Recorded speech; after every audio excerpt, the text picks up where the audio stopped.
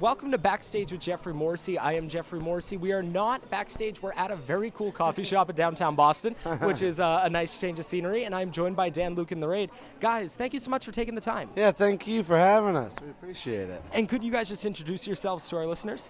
Yeah, I am Dan Luke. Hey, I'm Kik. I play drums. I'm Dylan. I play guitar. I'm Anthony. I play keyboard.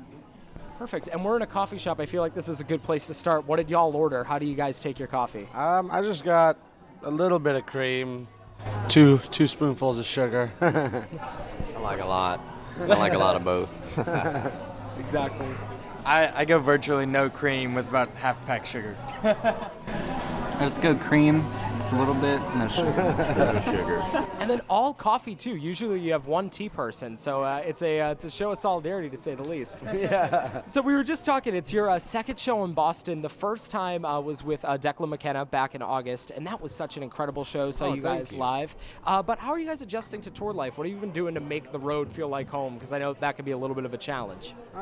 There's a lot more organizational skills that have come into play in initially leaving for tour. We have a lot more space this time. We had 8 people on that tour. Now we have 5, so it's like night and day with how comfortable it is now. So Yeah, it's pretty great. Our tour manager, Brad, is the 5th person.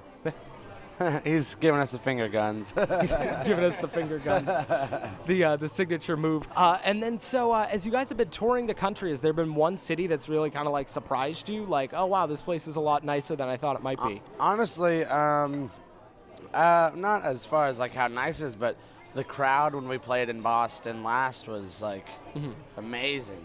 Really? It was really cool. Yeah, Atlanta was great. Yeah. Yeah. Well, New York. Yeah. New York, nice. Yeah. It's all And then, so you guys have this album that will be coming out on the way. I know that it's sort of like tough to talk about. Not all the songs are out, but you have 2 singles out right now that seem to be doing really well. What spoke to you about those 2 songs to release them as singles? We just were in the studio, and those 2 songs, actually, Blackout Heavy Metal and Golden Age, kind of fell together in the studio. And it was kind of spontaneous, and it just fit, and it just felt right. Felt good. When we were recording and afterwards. And yeah. Well, and again, they're doing really well. People seem to be liking them. And then, so I was reading in another interview, Dan, you said something to the effect of, I want my music, or our music, to make people feel something. Yeah. And it doesn't really matter what that feeling is. Is there like a song or an album for you that when you listen to it, it just gives you the feels? It can be different for all of y'all. Man. Or is there a particular feeling you enjoy most when listening to music? Yeah, for me personally, there's this album called When the Devil's Loose by A.A. Bondi. And that just gives me the strangest feeling of nostalgia, like more than any other record I've ever heard. But yeah, I really love that record. Y'all, what do y'all think? I guess I really like a euphoric feeling in songs and songwriting, and overall like message of positivity and joy in life. That's the kind of music that I personally find myself wanting to listen to the most. So Cool.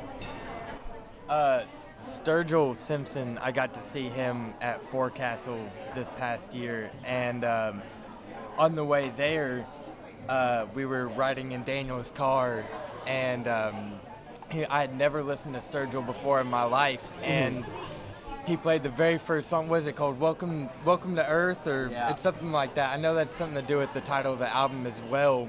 And we were sitting there, everybody, cracking jokes, and I remember just like that song, just, the timpanis came in, like I was staring out the window with like tears coming down my cheek, like it was so beautiful. So that is just astonishing to me, just music being able to do that period, and want to be able to bring that out as well. Yeah.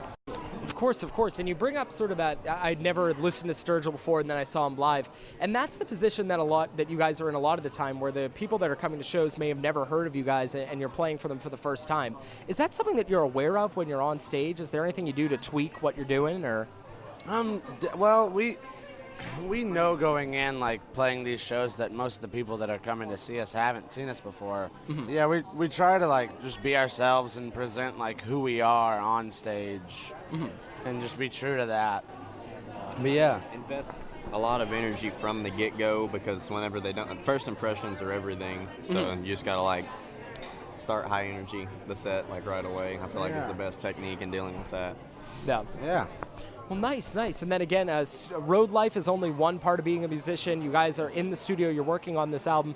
Have there been any things that, I guess, unexpected challenges? Like you sort of do that and you go, whoa, I didn't think that was going to be the hardest part or something like that. Yeah, there was actually, we with the Declan tour, we went to Toronto and we hadn't thought to get our passports. So that was quite a challenge. Oh, wow. But we ended up bringing it together with the help of some friends. Mm-hmm. Yeah, that was quite a challenge. Van breaking down, breakdowns, all that kind of stuff.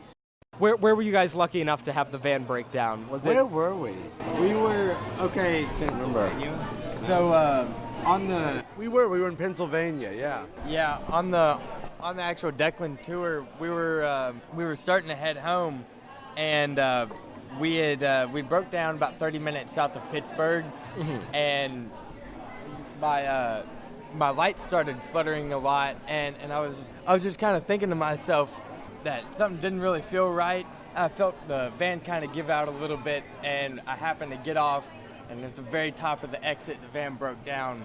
And we were able to get it like pushed under a gas station, an abandoned gas station, and man, that was a crazy night. But it almost broke down last night in the Wendy's drive-thru. Oh. we smelled some rubber, and we didn't know what to do about it. But we're all set now. We're good. Nothing's gonna happen to us. Well, there you go. That sounds like the makings of a good song right there. Yeah. Now, I know that you said that the van was a little crowded last time, but if you guys could add someone into the van, bring anyone living or dead along on the road with you, who are you guys adding? Think. Who's the guy that drove around the Grateful Dead? Oh, I don't know. I can't remember his name. What was it? Neil Cassidy.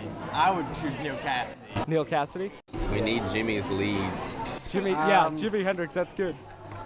I would probably choose Bob Dylan for inspiration. Yeah. I mean, honestly, to get to pick his brain for a little while, that'd be amazing. Totally, yeah. And then, so Dan, you've been around the music industry for quite some time and sort of have been able to see it up close and personal. Was there ever a moment where you saw just sort of like the toll that it took on people or anything like that and thought, for a split second, maybe this isn't for me? Or maybe like, I want to back out of this or anything at all? No, not really. No? No, yeah. I've just always loved music since I was a baby. And our dad played music, and that's kind of where me and my brothers got our roots.